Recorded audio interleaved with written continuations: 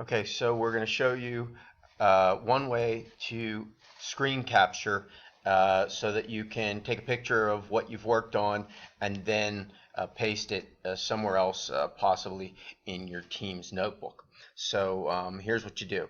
Go to the bottom with the window, click in there.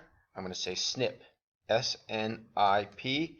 You're going to see up here the snipping tool will pop up. I'm going to click on this. In this window, I want to say new. And once I click new, if I bring my cursor outside the box, you can see it made this plus sign. Over here, I'm going to capture all this. And now that's a picture of my screen. Once I've done that, I could open a Word document. So I've already got one open down here. And I'm going to Control V. And there, I just pasted the screen capture that I did. One nice thing, if you paste it into Word, I can double click on this picture. You can see that now it is highlighted. But also up here, there's a crop option.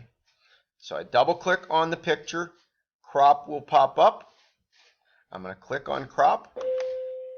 And notice these black bars. I'm going to bring this over here and then bring this up there. And now I only have that picture of screen recorder. I could then click on it, copy that, paste it anywhere I want.